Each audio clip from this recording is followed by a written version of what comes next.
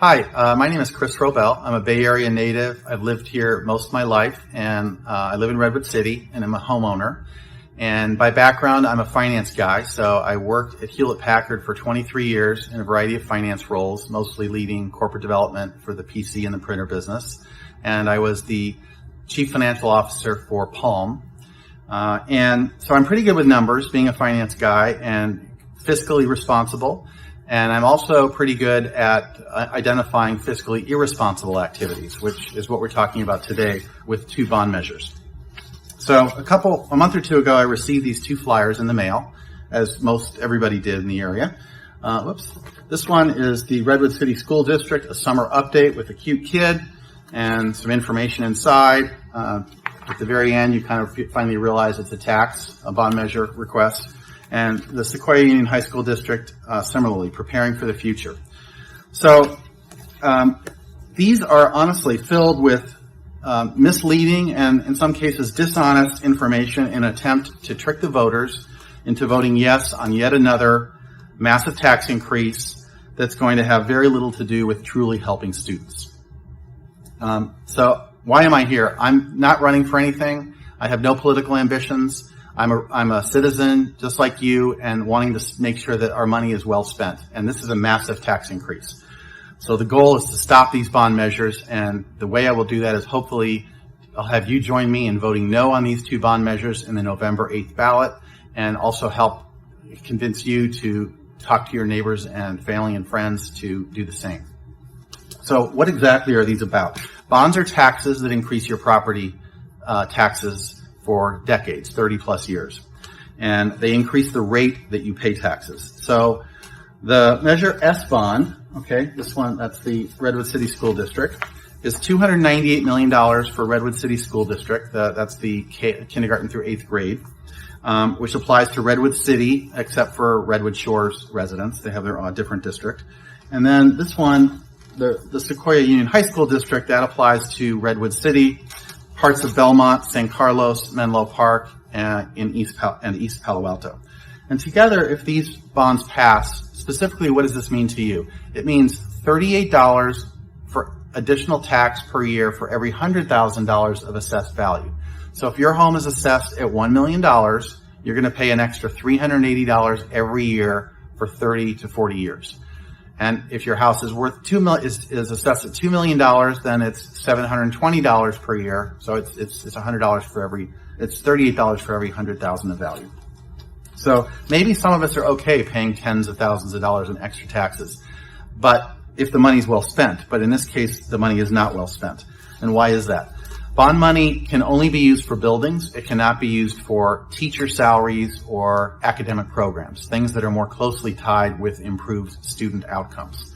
So that's really the issue.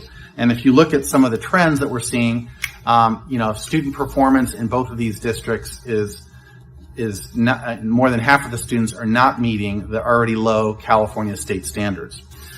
Second is student enrollment is declining, right? In Redwood City School District, it's gone down 15% in just the last 5 years. So there's plenty of capacity in the existing buildings.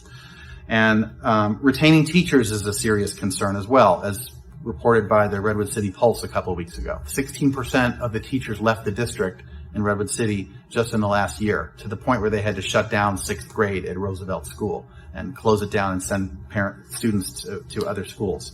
So to say that we need to be investing in buildings is quite troublesome given those trends. You can see where any money should be going. So the districts say they need yet another $890 million for safe, updated schools. But what they report to the Department of Education as part of the school accountability report card is that the schools are all rated, every single school is exemplary or good. So that's contradicting the need for more building investment. I won't go into the details, but suffice to say we're already paying significant taxes on 5 bond measures in Sequoia Union High School District, and also bond measure T in the Redwood City School District. It's $663 million already in Sequoia, and the most recent one in Redwood City is $193 million. So where did that money go to? That presumably went to go fix the most critical building needs already. So why do we need more? And there really is it really is a blank check in terms of how the money would be used, because the plans are not, if you read the bond measure resolution, they're talking about the intent to build a plan in terms of, and identify the needs and prioritize. So there's nothing specific. And you have no assurances on how the money, what building specifically would go towards. So it's fiscally irresponsible to be asking for this money unless there's a clear plan that will really address the concerns around student outcomes and teachers. Beyond the fact it's fiscally irresponsible, these taxes are anti-housing, and as we all know, we have a housing crisis. So what do I mean by that? When you permanently increase the tax rate and the property taxes, landlords also get this tax increase, and they're going to pass that on to the tenants. So tenants are going to see permanent rent increases if these taxes go through. So it's not just homeowners, it's tenants. Secondly, there are no exemptions with bond measures. So seniors or people that are in need, that are on SSI, they have to suck it up and pay the tax. There are no exemptions, as there are actually with parcel taxes. So there are no exemptions with bond measures. So everybody's going to pay.